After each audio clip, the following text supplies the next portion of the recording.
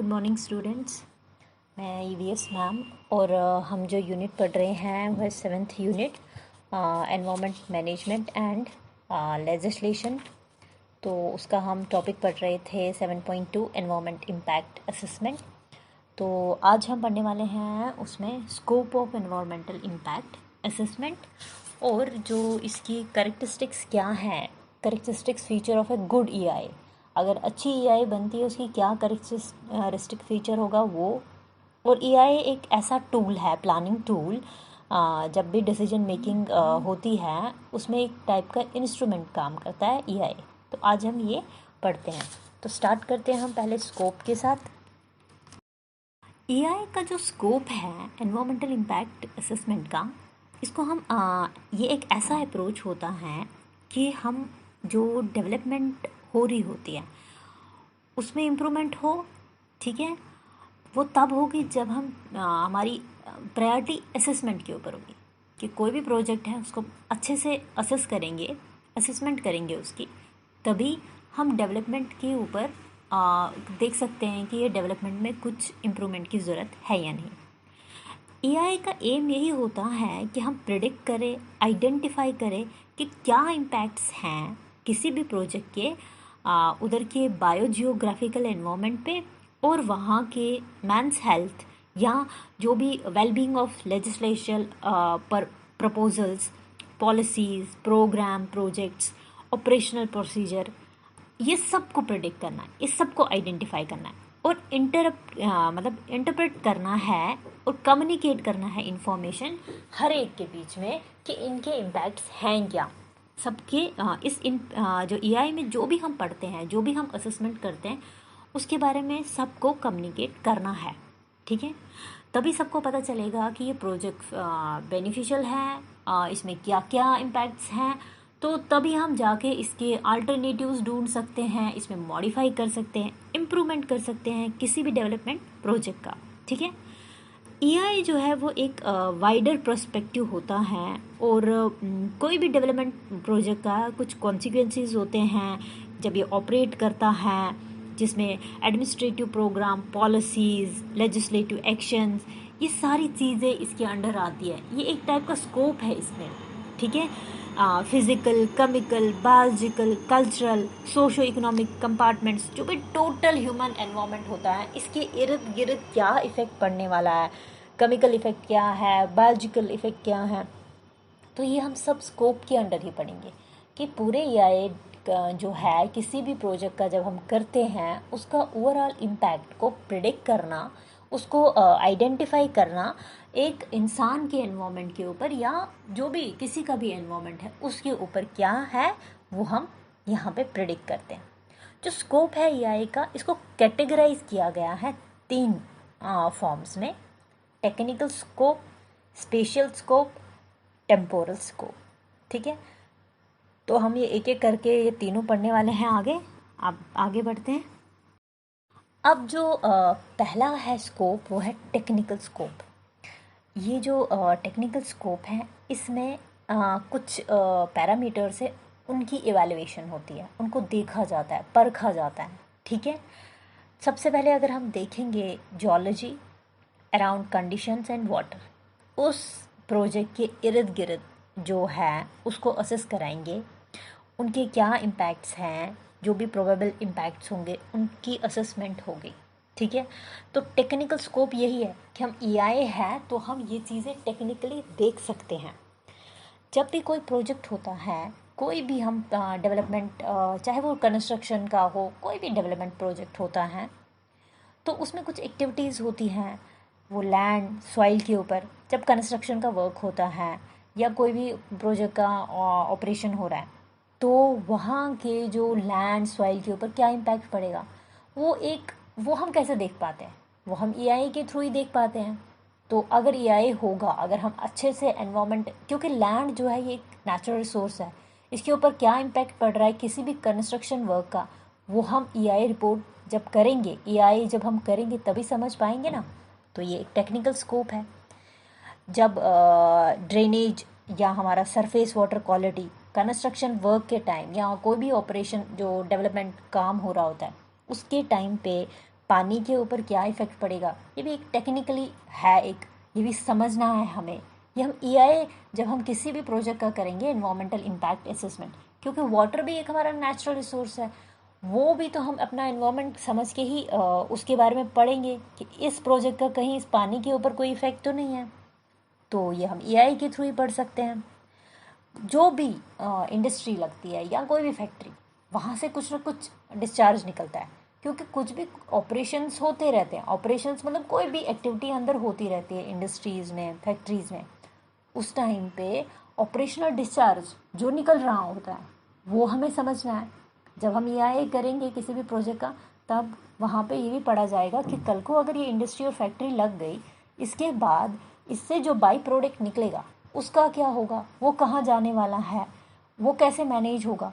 तो ये ईआई जो है, ये रिपोर्ट, इसमें ये चीज़ें देखी जाएंगी कि ये चीज़ें आगे इनका डिस्चार्ज सिस्टम क्या होगा, कहीं ये हमारी वाटर बॉडी या लैंड को ख़राब तो नहीं करेगा। सब रिपोर्ट में ये चीज़ें लिखी जाती है, ठीक है।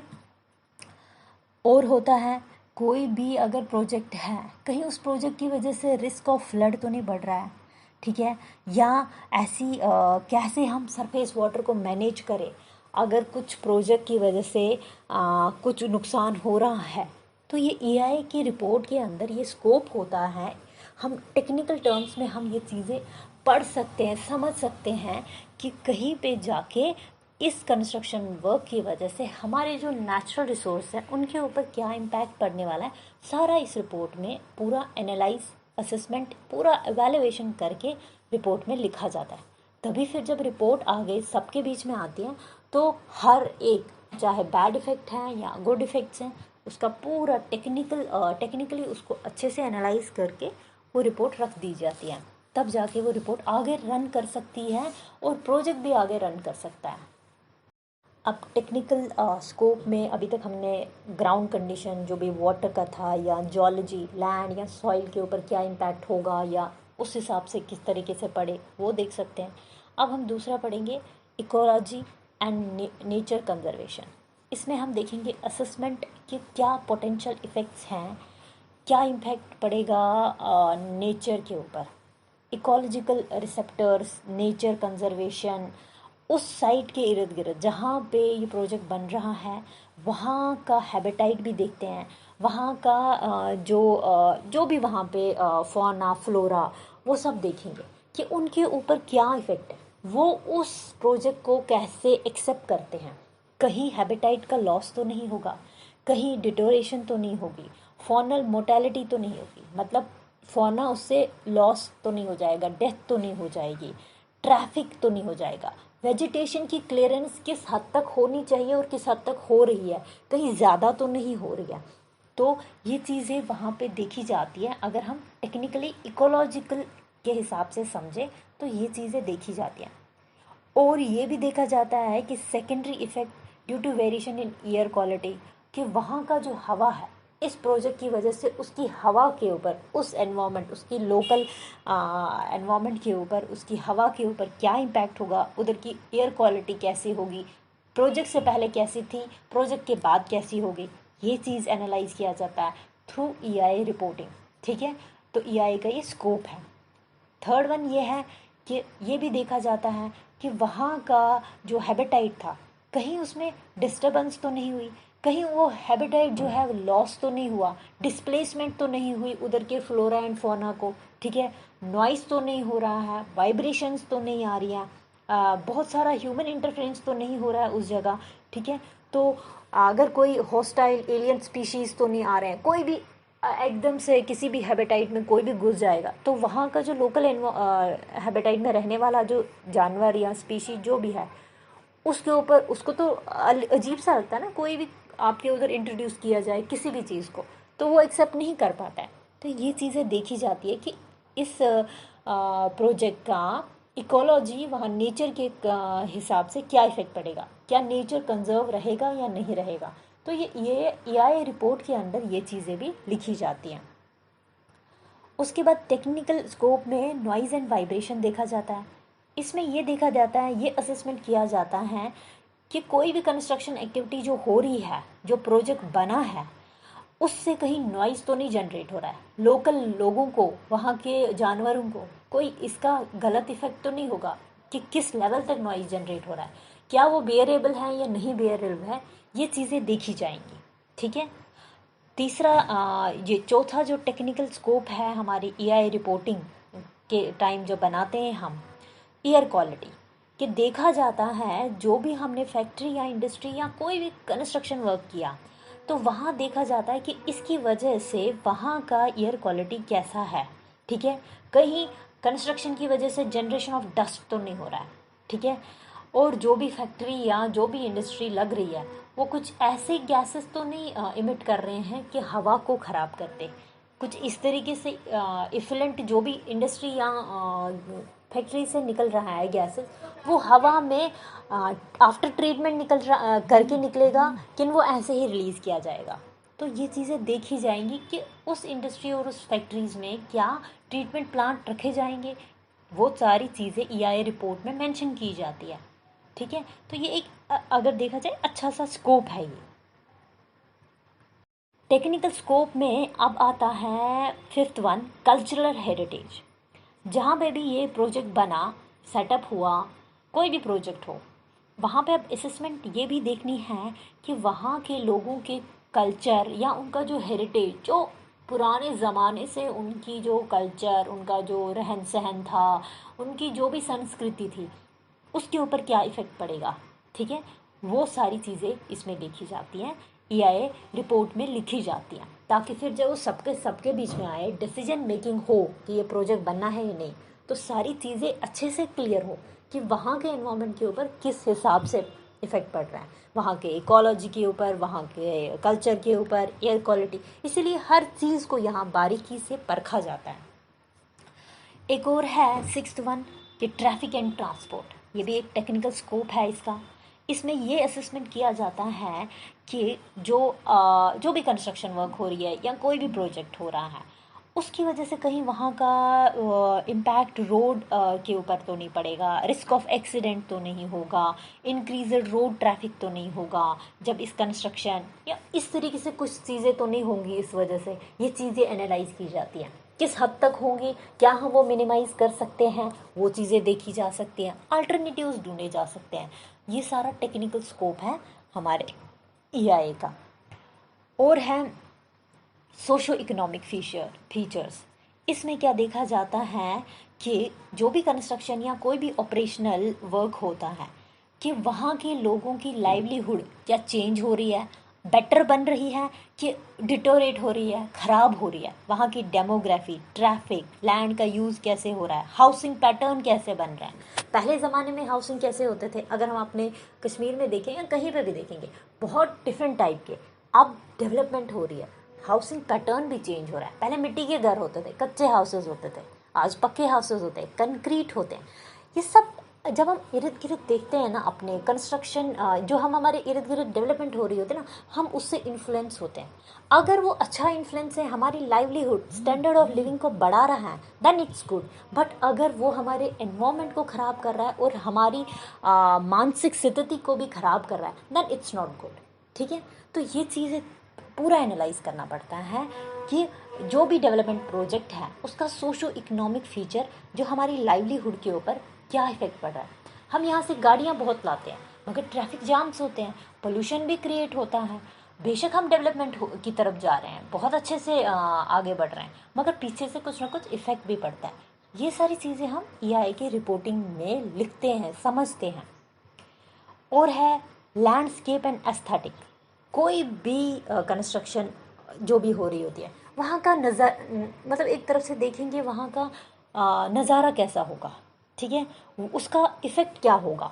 जैसे लैंडस्केप है, कोई भी कंस्ट्रक्शन हो रही होती है, आप नेशनल हाईवे पे देख लीजिए, इतना लैंड स्केप हो रहा है, कंस्ट्रक्शन बेशक हो रही है, बहुत अच्छा डेवलपमेंट हो रहा है, मगर साथ में आप देखेंगे जैसे अभी उत्तराखंड में, वहाँ पे क्या हुआ, वहाँ पे भी वो प्रोजेक्ट ही चल रहा था मगर पीछे से एनवायरनमेंट को कितना नुकसान पहुंचा के कोई चीज़ की जाती है तो वो पूरा एनवायरनमेंट फिर तबाह हो गया उधर पे। इसी तरीके से बहुत जगह आप देखेंगे लैंडस्केप जो होता है, हम ईआई अच्छे से अगर नहीं होगी ना तो ऐसे हज़ार्ड्स वहाँ होते हैं।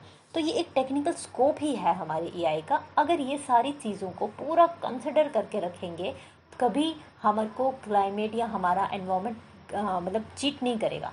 अदरवाइज़ अगर हम एआई रिपोर्ट में ही गड़बड़ करें तो हमारा एनवायरनमेंट ही हमें आगे जाके उसके इफ़ेक्ट्स दिखाने लग जाएगा। सेकेंड वन है स्पेशियल स्कोप। स्पेशियल का मतलब कोई भी ऑक्यूपाई करना स्पेस, ठीक है, या जियोग्राफी। ये स्कोप क्या है किसी भी प्रोजेक्ट का, जो भी प्रोजेक्ट है उसमें हम एआई का क्या स्कोप है कि ये प्रोजेक्ट जो है प्रपोज्ड वर्क, ये कितना ज़्यादा कहाँ कहाँ फैला हुआ है, इसका फिज़िकल एग्जिस्टेंस कितना है, ठीक है, बेसलाइन एनवायरनमेंट किस हिसाब का एनवायरनमेंट बनता है इसमें, और इम्पैक्ट क्या है, किस तक हद तक ये किस स्पेस तक ये इम्पैक्ट देगा। फॉर एग्जांपल कोई भी प्रोजेक्ट है, अगर वो एक लिमिटेड एरिया तक उसका इम्पैक्ट है, ठीक है, तो हम उसको सोच सकते हैं कि रन करेंगे। बट अगर उसका बहुत ही वाइडर एरिया तक उसका इम्पैक्ट है तो हम इतना ज़्यादा तो उसको आगे रन नहीं करा सकते ना। फॉर एग्ज़ाम्पल हमको अगर कहीं लैंडस्लाइड हो रही है, छोटा मोटा लैंडस्लाइड चल लेता है, मगर इतना ज़्यादा हो जाए कि वो लोगों को डूब जाए, घरों को लेके चले जाए, जैसे उत्तराखंड में हुआ। अभी तक वहाँ पे पता नहीं है कितनी डेथ्स हुई है कितनी नहीं हुई है। इसीलिए स्पेशल स्कोप यही कि इस प्रोजेक्ट का किस हद तक ये आगे फैलेगा, इसका इफ़ेक्ट अच्छा हो या बुरा हो, दोनों चीज़ें देखी जाती है कि कहाँ तक इसका हो। लिमिटेड इफ़ेक्ट है इसका, अगर गलत वाला इफ़ेक्ट जो अगर लिमिटेड है तो रन किया जा सकता है, ये चीज़ें मेंशन करनी है एआई रिपोर्ट में। अगर इसका बहुत ज़्यादा अच्छा इफ़ेक्ट है, बहुत ज़्यादा तक फैलता है तो भी अच्छा है, बट अगर ख़राब इफ़ेक्ट है और बहुत एरिया को पकड़ता है, ये बहुत एरिया तक आगे जाता है, तो वो आगे रन नहीं कर सकते। तो ये स्कोप है, ये जो हम एआई रिपोर्ट बनाएंगे, जब हम स्पेशल स्कोप पढ़ेंगे तो हमें पता चलेगा कि इस प्रोजेक्ट का तो स्कोप ये वाला जो है वो हम उसमें इंक्लूड करेंगे। उसके बाद है टेम्पोरल स्कोप। टेम्पोरल स्कोप जो होता है प्रोजेक्ट का, इसमें ये देखा जाता है कि कितने टाइम पीरियड तक इफ़ेक्ट रहेगा। कोई भी प्रोजेक्ट जो है कहीं पे सेटअप हो रहा है, अगर उसका अच्छा इफ़ेक्ट है या बुरा इफ़ेक्ट है, वो देखा जाता है कि इफ़ेक्ट कितने टाइम पीरियड तक रहेगा। ये शॉर्ट टर्म इफ़ेक्ट हो सकता है लगभग 2 महीने 12 मंथ्स तक, ठीक है, जो लास्ट अगर कोई बुरा इफ़ेक्ट भी है 12 मंथ्स तक उसका रहेगा। अगर मीडियम टर्म का इफ़ेक्ट है तो 5 साल तक।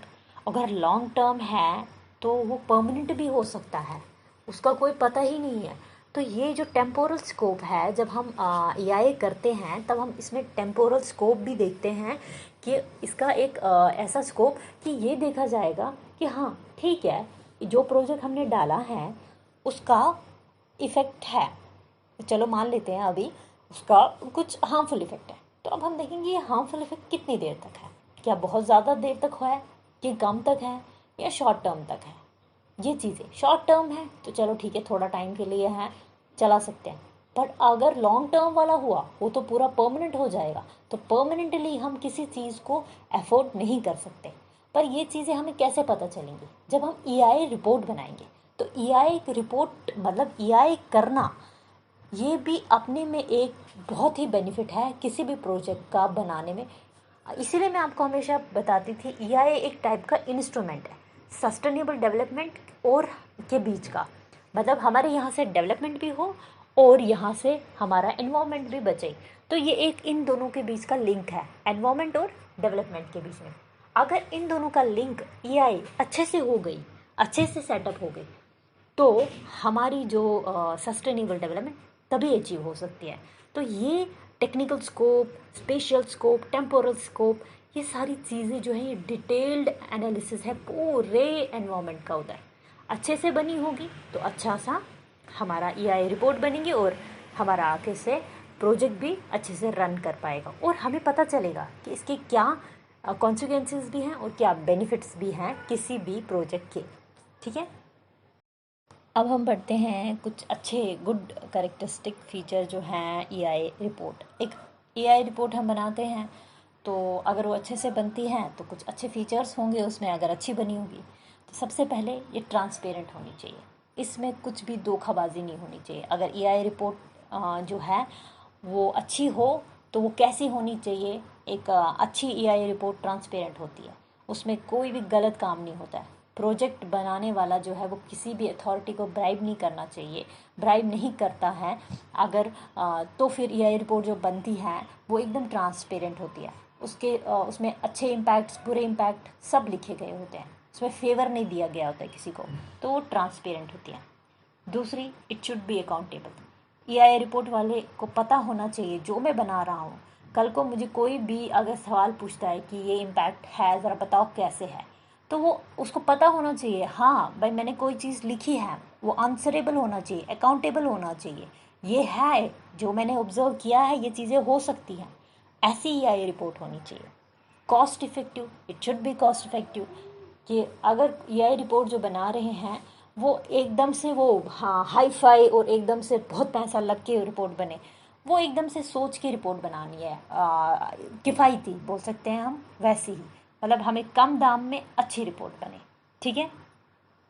इट शुड बी प्रैक्टिकल, मतलब हम कल को ये एप्लीकेबल हो हमारे ग्राउंड पे, ऐसी रिपोर्ट हम इसको अप्लाई कर सके, प्रैक्टिकली होना चाहिए, ठीक है। It should be participatory in nature, nature के साथ कोई खिलवाड़ ना हो, नेचर इसमें पार्टिसिपेट करे, इस तरीके से रिपोर्ट होनी चाहिए। नेचर भी देखा जाए, नेचर के साथ कोई छेड़छाड़ी ना हो, नेचर ऐसा लगे कि हाँ नेचर का ध्यान रखा जाए। It should be participatory in nature, nature का पूरा ध्यान रख के ही। इट शुड बी रिलायबल, अच्छी ट्रस्ट वर्दी रिपोर्ट होनी चाहिए कि इंसान इसके ऊपर ट्रस्ट कर सके। इट शुड बी फ्लेक्सिबल, अगर ईआई रिपोर्ट में थोड़ा बहुत ऐसा भी होना चाहिए कि ईआई रिपोर्ट में भी मॉडिफिकेशंस हो सके, अगर प्रोजेक्ट वाला जो है वो इम्प्रूवमेंट करवा सके अपने प्रोजेक्ट में, तो वो ईआई रिपोर्ट में भी थोड़ी बहुत इम्प्रूवमेंट हो सकती है। तो फ्लेक्सिबिलिटी होनी चाहिए, चेंजेस कर सके हम ईआई रिपोर्टिंग में, वैसे ही रिपोर्टिंग होनी चाहिए। ऐसा नहीं कि स्ट्रिक्टली एक थोप दिया गया सो थोप दिया गया। अगर प्रोजेक्ट का जो ऑनर है वो खुद फ्लेक्सिबल बन रहा है, वो मॉडिफाई कर रहा है, तो ईआई रिपोर्ट को भी मॉडिफाई होना चाहिए, ठीक है ना। तो ऐसे अच्छी रिपोर्ट होती है तब जब उसके अंदर ये 7 क्वालिटीज़ जो हैं होंगे, ठीक है। अब है ईआई जो है ये एक प्लानिंग टूल और डिसीजन मेकिंग इंस्ट्रूमेंट है। जब मैंने आपको पहले ही बताया था कि अगर हमें कोई भी प्रोजेक्ट डालना है उससे पहले एक ईआई की रिपोर्ट होनी चाहिए, अदरवाइज़ प्रोजेक्ट नहीं डाल सकते हैं। तो ये एक प्लानिंग टूल है, कभी भी कोई मतलब प्रोजेक्ट बने तो वो प्रोजेक्ट को बनाना है, वो लास्ट में अप्रूवल देना है, वो तब हो सकता है जब ईआई होगी। ये एक ऐसा प्रोसेस है जो हमें डिसीजन मेकिंग में मदद देता है। जिसको भी आगे अप्रूवल देना है प्रोजेक्ट के लिए, उसको ये ईआई रिपोर्ट की ज़रूरत है ताकि वो अपना डिसीजन ले सके, क्योंकि ईआई रिपोर्ट में हर चीज़ को अच्छे से डिफाइन किया है, क्या इम्पैक्ट्स हैं, क्या इसके बैड इम्पैक्ट्स हैं, शॉर्ट इम्पैक्ट्स क्या हैं, अच्छे इम्पैक्ट्स क्या हैं, और कितने टाइम के लिए इम्पैक्ट है, short term impact, long term impact, सब अच्छे से डिफाइन किया होता है। तो डिसीजन मेकर जो होता है उसको एक अच्छे से एक गाइडलाइंस मिलती हैं कि उसे आगे किस तरीके से काम करना है, ठीक है। जब भी उसको डिसीजन लेना है, बिफोर डिसीजन, तो वो ये कंसल्टेशन करता है कि क्या अल्टरनेटिव्स हैं, किस तरीके से। एनवायरमेंटल इम्पैक्ट स्टेटमेंट जो होता है वो कंसिडर करते हैं डिसीजन मेकर्स, उस एनवायरमेंटल इम्पैक्ट स्टेटमेंट को वो देखते हैं और भी सारे डॉक्यूमेंट्स देखते हैं इस प्लानड एक्टिविटी के साथ। सब कुछ देखकर फिर वो आगे डिसीजन लेते हैं। ईआई जो होता है इसका वाइडर स्कोप होता है, इतनी क्वांटिटी में नहीं बट क्वालिटी में ये बहुत बेस्ट होती है।